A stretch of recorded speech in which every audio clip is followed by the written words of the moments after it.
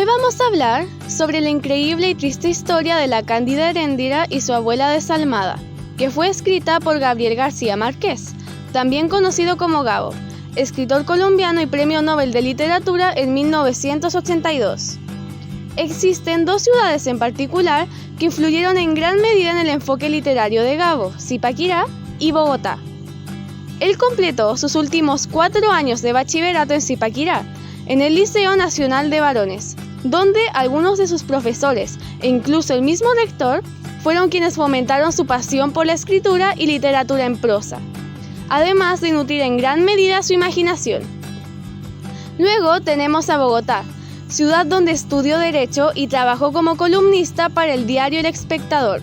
donde pudo publicar sus primeros escritos mientras entraba en contacto con varios escritores reconocidos de la época, en diferentes cafés de la capital, como el Café El Molino, uno de los más famosos en su momento. Gabo forma parte del movimiento del realismo mágico, que tuvo su apogeo en Latinoamérica entre 1960 y 1970, que se caracteriza por narrar historias donde lo extraño y peculiar se presenta como algo cotidiano. En sus obras predomina la acción trágica de la vida, y esta obra no es la excepción. A pesar de presentar elementos propios del realismo mágico, también posee varios símbolos pertenecientes a la tragedia clásica, marcados por la desgracia y la soledad que sus personajes llegan a experimentar. Esta es la historia de Heréndira, una niña de tan solo 14 años, solitaria y sumisa, que vive junto a su abuela en una mansión abarrotada de tesoros en medio del desierto, nacidos de la fortuna de su difunto esposo, un contrabandista legendario llamado Amadís, con el que tuvo un hijo, también llamado Amadís. El primero murió por enfermedad y el otro acribillado en un pleito entre rivales. La abuela era una mujer egoísta, que desde siempre utilizó a Heréndira para realizar las labores del enorme e incomprensible hogar, haciéndose cargo por sí sola del mantenimiento de toda la casa y de los cuidados de la abuela además, siempre siguiendo sus órdenes, que jamás la tomaban a ella en cuenta. Sin embargo, a pesar de ser sometida a exorbitantes exigencias, como darles cuerda a la infinidad de relojes de la casa, labor que, por cierto, le costaba unas 6 horas al día, bañar y vestir a la abuela, cocinar y limpiar toda la casa, ella nunca contradijo a su abuela, siempre manteniéndose estoica a toda costa. Su vida cambia en una noche, cuando, vencida por los oficios bárbaros de la jornada, en un descuido se quedó dormida con el candelabro encendido, que posteriormente, por acción del viento de su desgracia, cayó sobre las cortinas e incendió toda la casa. Lo único que quedó del incendio fueron el bastidor del piano dorado, el torso de una estatua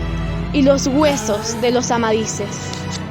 Ante la pérdida de su fortuna, la abuela toma la decisión de prostituir a Heréndira, con tal de que ella pagara por los daños causados, que según la abuela equivalían a más de 1 millón de pesos.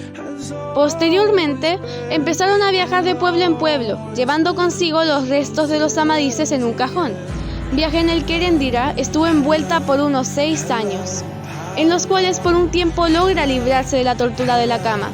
cuando un grupo de misioneros la llevan en contra de su voluntad y la de la abuela a un convento, donde por un instante se sintió feliz y en paz consigo, hasta que la abuela, durante una boda colectiva impartida por los misioneros a los indios, vio su oportunidad.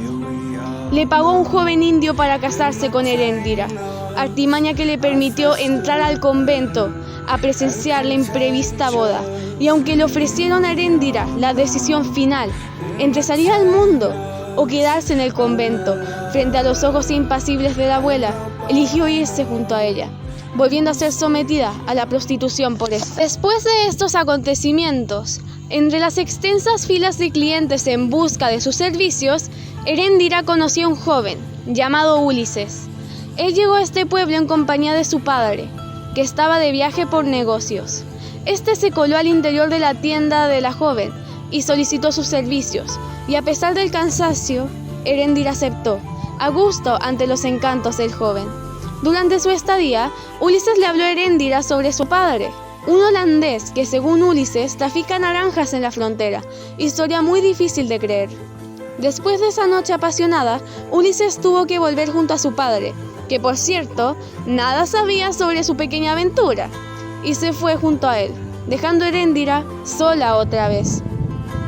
Pero después de esa noche, nada volvió a ser como antes. Después de ese encuentro, Ulises se volvió incapaz de sacar a Heréndira de su mente, y Heréndira, por su parte, andaba por las mismas, pensando constantemente en Ulises. Se habían enamorado perdidamente, en tan solo una noche.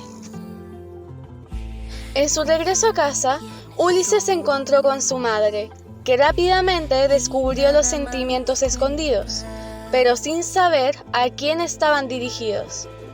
En medio de su melancolía, Ulises tomó una decisión.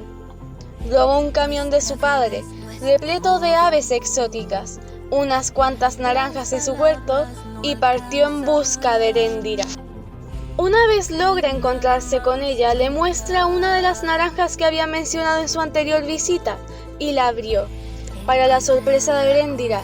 estas no eran naranjas comunes, en su interior poseía cada una un diamante, y en eso Ulises le hizo una propuesta. Le dijo que podía huir junto a él en el camión, hasta el otro lado de la frontera colombiana, y vivir una vida juntos sin la tiránica abuela. Heréndira acepta y huye junto a Ulises, pero poco antes de llegar a destino es atrapada por su abuela, con el apoyo del padre de Ulises y un equipo militar armado que separa y reúne con su familia a ambos jóvenes. El tiempo pasó, y en un llamado desesperado del fondo de su corazón, Heréndira llama a Ulises, mientras por primera vez en su interior despierta un odio voraz hacia la abuela. Anhelaba su libertad y venganza, pero era incapaz de hacerle frente a ella sola. Ulises, en un sueño, escucha el llamado y parte en su búsqueda, y una vez vuelve a encontrarla, ésta le pide una única cosa: asesinar a la abuela. ¿Acaso este será el final de la desgracia de Heréndira? ¿Ulises podrá ganarse su amor? Eso lo tendrán que descubrir por sí mismos, si es que deciden leer este libro. A partir de este relato se puede identificar la presencia de una visible intertextualidad entre la novela y las obras clásicas, que poseen una relación estrecha con la historia.